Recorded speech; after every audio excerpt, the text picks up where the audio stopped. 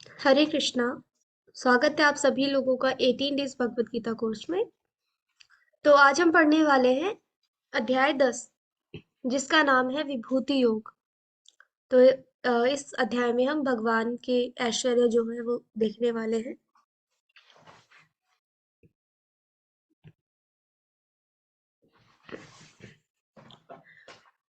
श्री भगवानुवाच भूय एव महाबाहो शृणु मे परमं वचः यतेऽहं प्रीयमाणाय वक्ष्यामि हितकाम्यया। हरे कृष्णा, आप में से कोई पढ़ना चाहते आप लोग हैंड रेज कर सकते हैं।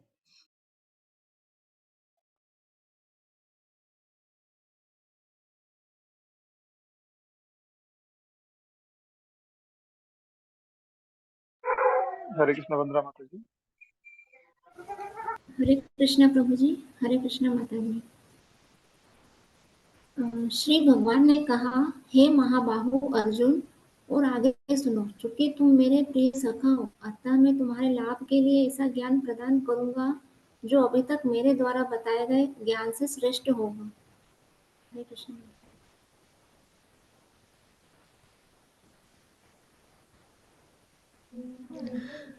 हरे कृष्णा। धन्यवाद माता जी। तो भगवान आगे कह रहे हैं, कल के अध्याय में भी हमने देखा था भगवान ने बोलना शुरू किया और सारा जो भक्ति योग का ज्ञान है वो बताया। आगे भगवान कह रहे हैं कि आगे सुनो। अभी कल तक तो जो भगवान ने बताया उसके भी भगवान कह रहे हैं आगे सुनो, क्योंकि तुम मेरे प्रिय सखा हो, इसलिए तुम्हारे लाभ के लिए ये सब ज्ञान जो मैं दे रहा हूँ वो तुम्हारे लाभ के लिए दे रहा हूँ, जो अभी तक मेरे द्वारा बताए ज्ञान से श्रेष्ठ होगा। तो अभी और भी ज्यादा श्रेष्ठ ज्ञान, और भी ज्यादा लाभ वाला ज्ञान भगवान इस अध्याय में बताने वाले हैं। तो भगवान को कैसे समझ सकते हैं? बड़े बड़े जो ऋषि मुनि भी होते हैं वो भी भगवान को आसानी से नहीं समझ सकते हैं। भगवान को केवल भक्ति के द्वारा हम समझ सकते हैं। कल के अध्याय में भी हमने देखा था, जो भगवान से ईर्ष्या करता है वो भगवान को नहीं समझ सकता है। भगवान को कौन समझ सकता है? जो भगवान के साथ भक्ति रूप में जुड़ा हो, जिसके मन में भगवान के प्रति भक्ति हो। न मे विदुः सुरगणा प्रभावं नाम हर्षया अहं मादिरदेवानां महेर्षीणां च सर्वशः। न तो देवतागण मेरी उत्पत्ति ऐश्वर्य को जानते हैं और न महर्षिगण ही जानते हैं, क्योंकि मैं सभी प्रकार से देवताओं और महर्षियों का भी कारण स्वरूप यानी कि उद्गम हूँ। जो मुझे अजन्मा अनादि समस्त लोकों के स्वामी के रूप में जानता है, मनुष्यों में केवल वही मोह रहित और समस्त पापों से मुक्त होता है। तो भगवान से ही सारी की सारी चीजें जो है वो उत्पन्न हुई हैं। तो हम देखते हैं कि हर जगह पे भगवान खुद के बारे में खुद ही बता रहे हैं कि ये मेरे विभूति योग है, मैं ऐसा करता हूँ, ये मेरी शक्तियां हैं। तो कई बार हम प्रश्न कर सकते हैं कि भगवान स्वयं क्यों खुद के बारे में बता रहे हैं? क्यों? क्योंकि भगवान से पहले कोई उत्पन्न ही नहीं है, भगवान ही आदि है सबसे पहले। तो इसीलिए भगवान खुद के बारे में स्वयं ही बताते हैं। तो जिनसे पहले कोई है ही नहीं, तो उनके बारे में कौन बताएगा? उन्हें स्वयं बताना पड़ेगा। यहाँ पर भगवान बता रहे हैं कि जो ऋषिगण भी है, चाहे वो देवता है, कोई भी है, वो भगवान से उत्पन्न हुए हैं, भगवान के बाद आए हैं, भगवान ने उनको उत्पन्न किया है।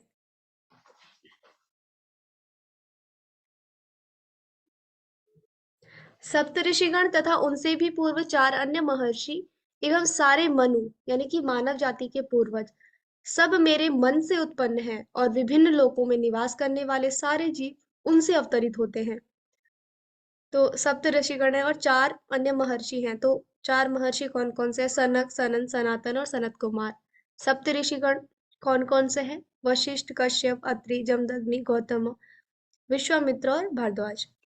तो ये भगवान इनको उत्पन्न करते हैं। फिर आगे चल करके ये जो है महर्षि पूरे सृष्टि में अलग अलग प्रकार से सारे जीवों का निर्माण करते हैं। मानव जाति के जो पूर्वज है उनको उत्पन्न करते हैं। फिर मानव जाति के पूर्वजों से अलग अलग जीव जो है उत्पन्न होते हैं। तो इस प्रकार से यहाँ से हमें पता चलता है किस प्रकार से जो है हम उत्पन्न हुए हैं। ऐसा नहीं हुआ कि पहले हम बंदर थे और धीरे धीरे इंसान बन गए। ये ऐसा नहीं हुआ कि कोई केमिकल रिएक्शन हो गई, विस्फोट हो गया। और हम छोटे से एक कोशिकीय जीव थे और हम बहुकोशिकीय बन गए। ऐसा नहीं हुआ है। यहाँ पर शास्त्रों में भगवान स्वयं बता रहे हैं कैसे जो है सारे जीव उत्पन्न हुए।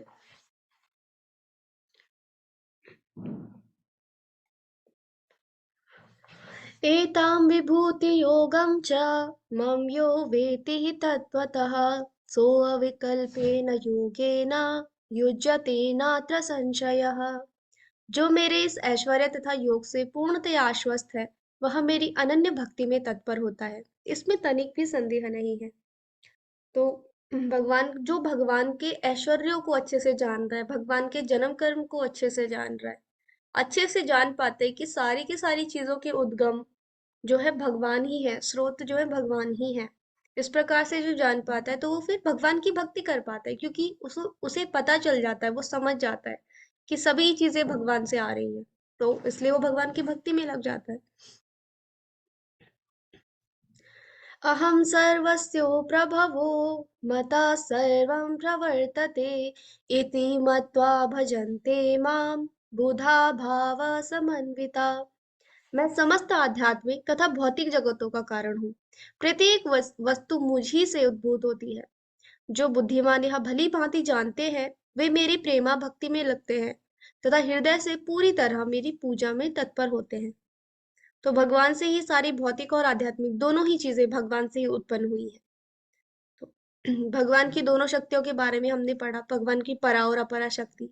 तो एक शक्ति भगवान के भौतिक जो जगत है इसको चला रही, और दूसरी शक्ति जो आध्यात्मिक शक्ति है भगवान की यानी कि परा शक्ति है, वो आध्यात्मिक जगत को चला रही है, आध्यात्मिक चीजों को कंट्रोल कर रही है। तो अच्छे से हमने वहां पे जाना था कि दोनों ही चीजें आध्यात्मिक और भौतिक दोनों ही भगवान से उत्पन्न हो रही है, और दोनों की ही मेल से सारी चीजें जो भी हो रहा है, जितनी भी घटनाएं हो रही है, वो सब भौतिक और आध्यात्मिक चीजों के संगम से हो रही है।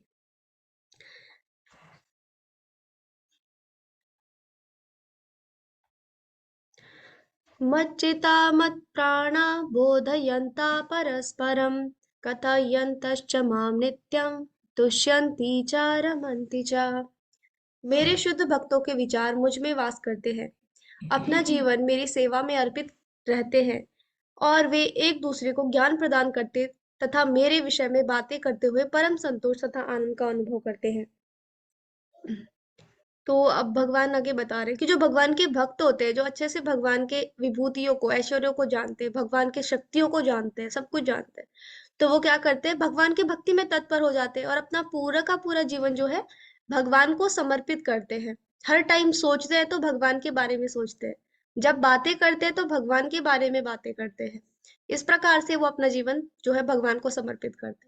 और वो ऐसा क्यों करते हैं, जो भगवान के भक्त हैं, भगवान के बारे में ही बातें करना, भगवान के बारे में ही सोचना, ऐसा क्यों करते हैं?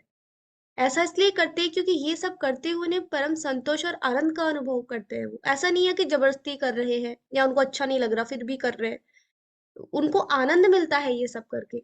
और ये इसलिए वो जो है भगवान की हमेशा भक्ति में लगे रहते हैं, भगवान के लिए सारे अपना कार्य करते हैं।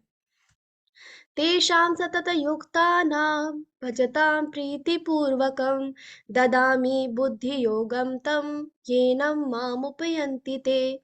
जो प्रेम पूर्वक मेरी सेवा करने में निरंतर लगे रहते हैं, उन्हें मैं ज्ञान प्रदान करता हूँ, जिसके द्वारा वे मुझ तक आ सकते हैं।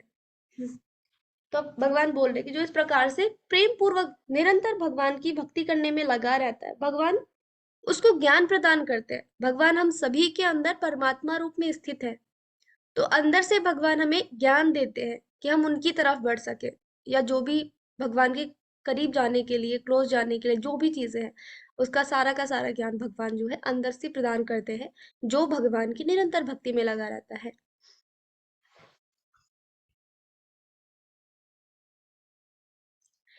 तेषामेवनुकम्पार्थं महं ज्ञानजं तमः नाशया आत्मभावस्तु ज्ञानदीपेन भास्वता। मैं उन पर विशेष कृपा करने के हेतु उनके हृदयों में वास करते हुए ज्ञान के प्रकाशमान दीपक के द्वारा अज्ञानजन्य अंधकार को दूर करता हूँ।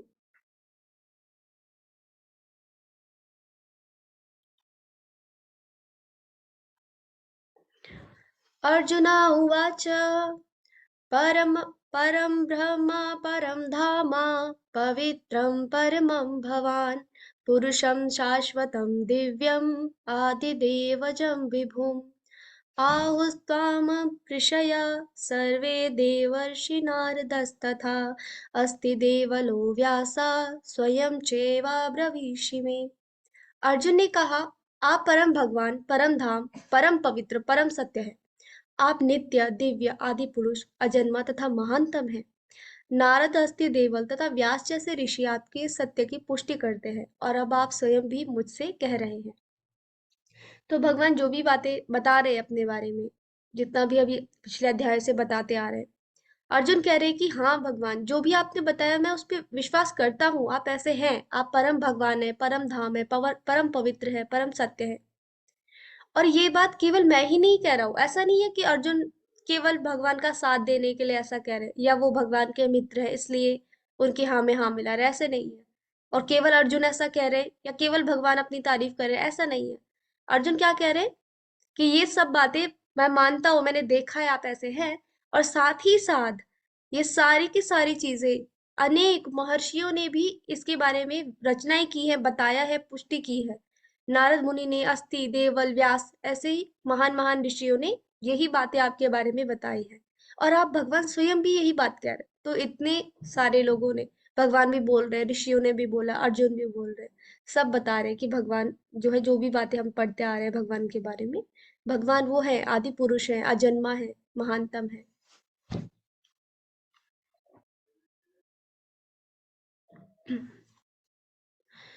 सर्वमेत्यत्रितं मन्ये यन्मा वदसि केशव, नहि ते भगवन् व्यक्तिं विदुर्देवा न दानवा। हे कृष्ण, आपने मुझसे जो कुछ कहा है उसे मैं पूर्णतया सत्य मानता हूँ। हे प्रभु, ना तो देवतागण ना असुरगण ही आपके स्वरूप को समझ सकते हैं। हे परम पुरुष, हे सबके उद्गम, हे समस्त प्राणियों के स्वामी, हे देवों के देव, हे ब्रह्मांड के प्रभु, निस्संदेह एकमात्र आप ही अपने को अपनी अंतरंगा शक्ति से जानने वाले हैं। तो भगवान को पूरी तरीके से कोई जान नहीं सकता है, क्योंकि सभी चीजें भगवान से उत्पन्न हुई है, भगवान के बाद आई है, तो पूरे तरीके से नहीं जान सकता। जैसे हमारे उदाहरण के लिए हम समझते हैं, हमारे घर में सबसे जो वृद्ध होंगे, दादा दादी मान लीजिए, सबसे वृद्ध है, तो उनके बारे में थोड़ा बहुत माता पिता बताएंगे, हाँ इन्होंने एक बार ऐसे किया था, एक बार ऐसे ऐसे कुछ चीजें बताएंगे, कुछ चीजें आपको भी पता होंगी उनके बारे में। लेकिन सारा का सारा ज्ञान आप नहीं, आपको जो है उनके बारे में नहीं पता होगा। क्यों? क्योंकि चाहे आप हैं, चाहे आपके माता पिता हैं, वो दादा दादी के बाद आए हैं, तो वो पूरा का पूरा उनके बारे में नहीं बता सकते। तो कोई भी भगवान के बारे में पूरा का पूरा नहीं जान सकता है, केवल भगवान ही जानते हैं अपनी अंतरंगा शक्ति से अपने बारे में। तो जितना भी हम अपनी इस भौतिक बुद्धि से सोचते हैं, या जितना भी भगवान हमारे सामने प्रकट करते हैं, केवल उतना ही नहीं होते हैं। भगवान भगवान की जो है लीलाएं, रूप, सब कुछ उससे भी अलग अलग हो सकता है। हे कृष्ण, हे परम योगी, मैं किस तरह आपका निरंतर चिंतन करूं और आपको कैसे जानूं? हे भगवान, आपका स्मरण किन किन रूपों में किया जाए? हे जनार्दन, आप पुनः विस्तार से अपने ऐश्वर्य तथा योग शक्ति का वर्णन करें। मैं आपके विषय में सुनकर कभी तृप्त नहीं होता हूँ, क्योंकि जितना ही आपके विषय में सुनता हूँ, उतने ही आपके शब्द अमृत को चखना चाहता हूँ।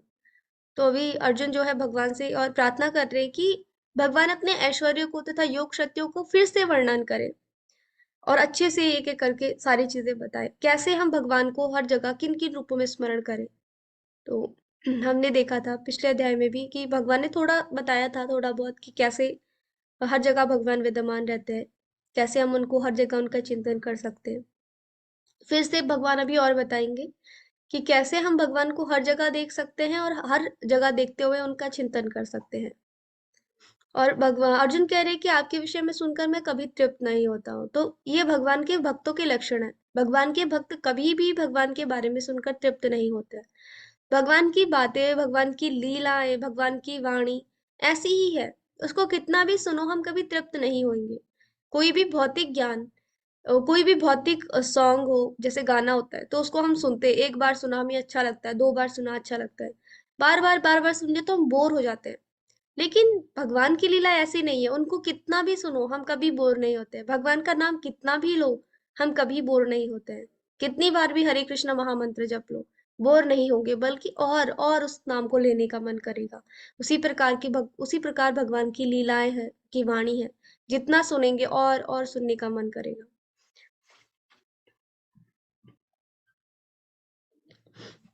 अब भगवान अपना जो है अपने ऐश्वर्यों के बारे में बताएंगे, विभूतियों के बारे में बताएंगे। तो क्यों हम भगवान की ये सारी विभूतियों को जाने, क्यों भगवान के ऐश्वर्य को जाने? तो भगवान महान है, ऐसा तो सब जानते हैं कि हाँ भगवान महान है, लेकिन किस तरीके से महान है ये हम अच्छे से नहीं जानते कोई। लेकिन जब कोई ये जान लेगा कि भगवान किस प्रकार से महान है, तो वो अच्छे से भक्ति में लग पाएगा, रम जाएगा भक्ति में। जैसे हमें कोई बोलता रहे कि किसी व्यक्ति की आपको इज्जत करनी है, ये जो सामने व्यक्ति खड़े हैं इनकी इज्जत करनी है, इज्जत करनी है, तो आप इज्जत करेंगे, लेकिन शायद उतने अच्छे से ना कर पाए। लेकिन जब आपको पता चल जाए कि इन्होंने अपने लाइफ में क्या क्या काम किए हैं, क्यों इनकी इज्जत करनी है, कैसे कैसे चीजें इन्होंने लाइफ में की हैं अपने, तो ये सब चीजें पता चल जाए तो आप स्वतः ही उनकी इज्जत करने लग जाएंगे, दिल से आपका जो है उनके लिए आदर निकलेगा। वैसे ही जब हम भगवान को अच्छे से जान जाएंगे कि क्यों भगवान महान है, कैसे उनकी ऐश्वर्य है, तो हम अच्छे से भक्ति में रम जाएंगे। तो यहाँ पे भगवान अपने जो है ऐश्वर्यों की विभूतियों के बारे में बताएंगे।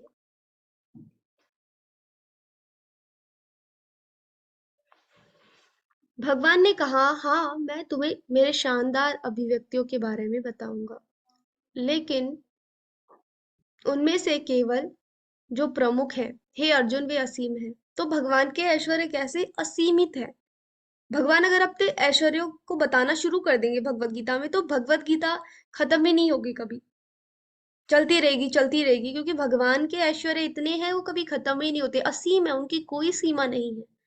लेकिन भगवान क्या कह रहे हैं, मैं तुम्हें बताऊंगा अभिव्यक्तियों के बारे में, जो प्रमुख है वो बताऊंगा। तो जो प्रमुख प्रमुख है भगवान वो बताते हैं।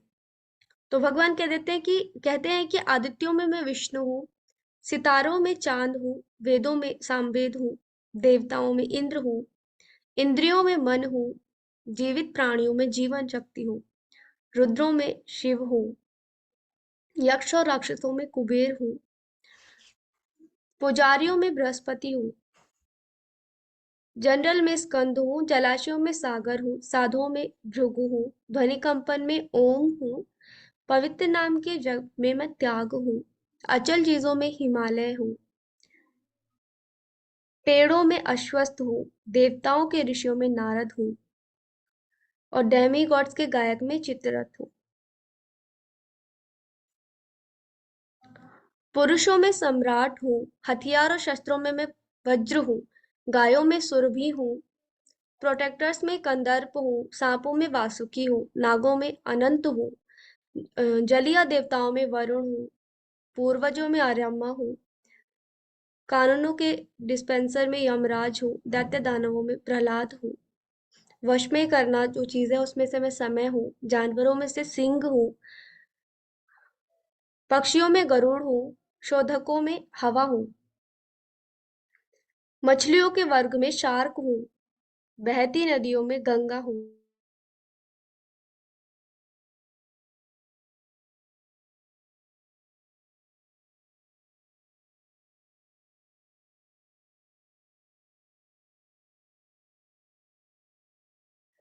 बहती नदियों में गंगा हूँ, रचना में शुरुआत अंत और मध्य भी भगवान कह रहे हैं कि मैं ही हूँ। विज्ञानों में आध्यात्मिक ज्ञान हूँ, लॉजिशियंस में सम्यक या सत्य हूँ, और लेटर्स में ए या और जो शुरुआत होती है जहाँ से अक्षरों की वो हूँ।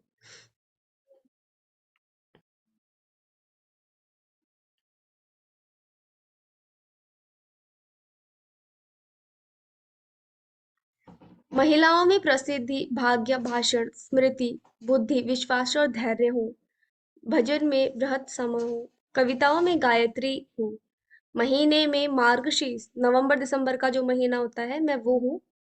आगे भगवान कह रहे हैं कि ऋतुओं में वसंत हूँ, चीट्स में जुआ हूँ, स्प्लेंडेड में धूमतान हूँ। आगे भगवान बताते हैं विक्ट्री भी मैं ही हूँ, बलवानों का बल भी मैं ही हूँ।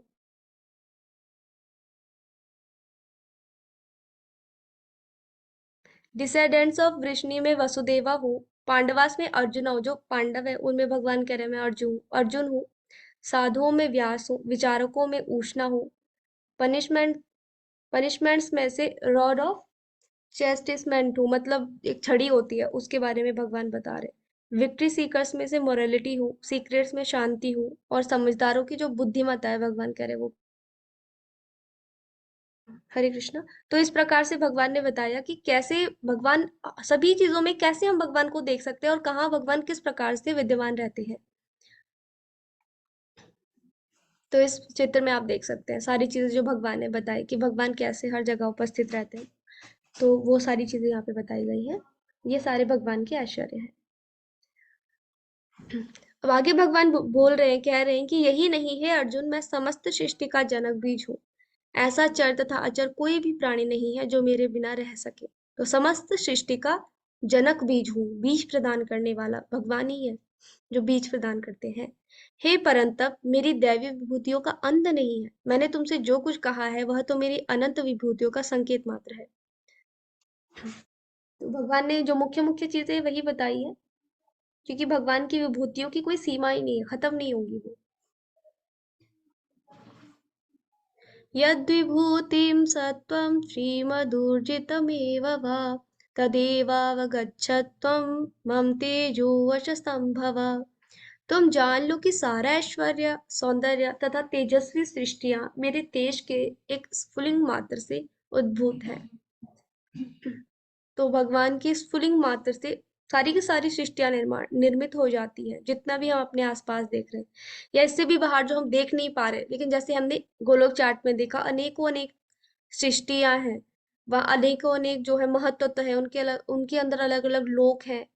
ये सारी के सारी चीजें भगवान के छोटे से अंश मात्र से ही, इच्छा करने मात्र से ही उत्पन्न हो जाते हैं।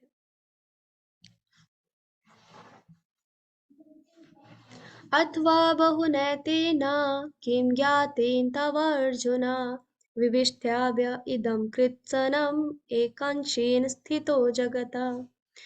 किंतु हे अर्जुन, इस सारे विशद ज्ञान की आवश्यकता क्या है? मैं तो अपने एक अंश मात्र से संपूर्ण ब्रह्मांड में व्याप्त होकर इसको धारण करता हूँ। तो भगवान कह रहे हैं कि ये सब भी चीज जानने की आवश्यकता ही क्या है, अगर हम भगवान को किस प्रकार से देख लें। भगवान एक अंश मात्र में संपूर्ण ब्रह्मांड में व्याप्त होते हैं, भगवान परमात्मा रूप में हर जगह जो है उपस्थित रहते हैं। इस प्रकार से ही हम भगवान को जान ले, तो फिर बाकी जो भगवान का बहुत बड़ा बड़ा ऐश्वर्य है वो जानने की आवश्यकता नहीं है। इतने में ही भगवान को परमात्मा रूप में देख लें हर जगह, इतने में ही हम भगवान की भक्ति में लग सकते हैं, उनको हर जगह महसूस कर सकते हैं, उनका निरंतर ध्यान कर सकते हैं।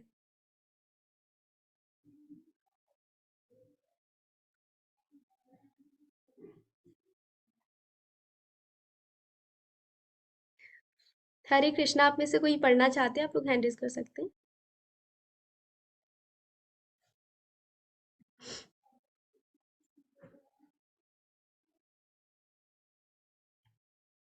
हरे कृष्णा रूपा माता जी।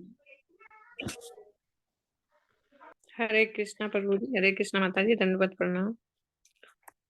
स्वामी प्रभुपाद के कुछ शब्द। भगवान अपने अंश के विस्तार से परमात्मा रूप में सर्वव्यापी हैं, जो हर विद्यमान वस्तु में प्रवेश करता है। अतः शुद्ध भक्त पूर्ण भक्ति में कृष्ण भावना अमृत में अपने मनो को एकाग्र करते हैं, अतः वे नित्य दिव्य पद में स्थित रहते हैं। इस अध्याय के श्लोक 8 से 11 तक कृष्ण की भक्ति तथा पूजा का स्पष्ट संकेत है। शुद्ध भक्ति की यही विधि है। इस अध्याय में इसकी भली भांति व्याख्या की गई है कि मनुष्य भगवान की संगति में किस प्रकार चरम भक्ति सिद्धि प्राप्त कर सकता है। हरे कृष्णा माता जी। हरे कृष्णा माता जी, धन्यवाद। तो इस अध्याय में हमने भगवान के ऐश्वर्य को देखा, साथ ही साथ हमने देखा कि भगवान जो है परमात्मा रूप में हर जगह उपस्थित रहते हैं। तो इस प्रकार से भी हम हर टाइम हर समय भगवान का निरंतर चिंतन कर सकते हैं, भगवान को हर जीव के अंदर देखते हुए, परमात्मा रूप में ध्यान देते हुए उन पे। और भगवान की भक्ति, शुद्ध भक्ति के बारे में बताया गया है। शुद्ध भक्त कैसे होते हैं? हर समय भगवान के बारे में सोचते रहते हैं, अपना पूरा का पूरा जीवन भगवान को समर्पित करते हैं, और आपस में जब भी बातें करते हैं तो भगवान के बारे में बातें करते हैं। इससे उनको परम आनंद मिलता है। तो आज के अध्याय में हमने क्या-क्या जो चीजें देखी। कृष्ण अनजाने और सभी के स्तोत्र है, यानी कि जो भी चीजें यहाँ पर है, चाहे वो आध्यात्मिक है चाहे भौतिक है, सभी चीजों के स्रोत भगवान है। सारे के सारे ऋषिगण देवतागण भी भगवान से ही उत्पन्न हुए हैं। और शुद्ध भक्ति भगवत गीता का सार है, ये भी हमने यहाँ पे देखा। अर्जुन ने कृष्ण के सर्वोच्च पद को स्वीकार किया है। तो अर्जुन ने ऐसा नहीं कहा कि मैं नहीं मानता हूँ, है ना, आपको, आपने जो कुछ बोला है वो सब झूठ है, ऐसा नहीं बोल रहे अर्जुन। अर्जुन ने स्वीकार किया जो कुछ भी भगवान ने कहा। और भगवान आगे अर्जुन ने और भगवान से सुनने की इच्छा की। भगवान कृष्ण अपने विभूति का वर्णन कर रहे हैं, विभूति का वर्णन कर रहे हैं क्योंकि अर्जुन ने उनसे और वर्णन करने के लिए कहा है। और इस अध्याय में हमने देखा कि भगवान बताते हैं कि जो भगवान की भक्ति करता है भगवान उसको स्वयं ज्ञान देते हैं। तो अगर कोई बहुत ज्यादा वेदाध्ययन नहीं कर पाता है, दार्शनिक चीजों को नहीं समझ पाता है, फिलॉसफी को नहीं समझ पाता है, तो भी घबराने की जरूरत नहीं है। पिछले अध्याय में हमने देखा कैसे भक्ति प्राप्त की जा सकती है, कि गुरु की शरण में जाना है, शास्त्रों को समझना है। लेकिन कभी कभी किसी के लिए मुश्किल हो सकता है कि वो शास्त्र पढ़ रहा है लेकिन भूल जाता है, फिलॉसफी पढ़ रहा है समझ नहीं आती है। तो ऐसा हो सकता है, कई भक्तों के साथ होता होगा। तो घबराने की आवश्यकता नहीं है। भगवान बोल रहे हैं कि जो शुद्ध भक्ति है मेरी उसमें लगना है, बस भगवान के लिए अपने कर्म करने हैं, उनका नाम जप करना है, बस इतना ही। शुद्ध भक्ति में लगे रहेंगे तो भगवान स्वयं ज्ञान देंगे अंदर से। तो जब भी हम भगवान की तरफ एक कदम बढ़ाते हैं तो भगवान हमारी तरफ 10 कदम बढ़ाते हैं। तो हमें बस भगवान की तरफ प्रयास करना है आगे बढ़ने का, अपने उनके लिए शुद्ध प्रेम भक्ति जो है वो करने का, जो भी कार्य हम करते हैं वो सब करने का प्रयास करना है। भगवान सारी चीजें हमारे लिए स्वयं सही करते हैं ताकि हम उनकी तरफ बढ़ सके।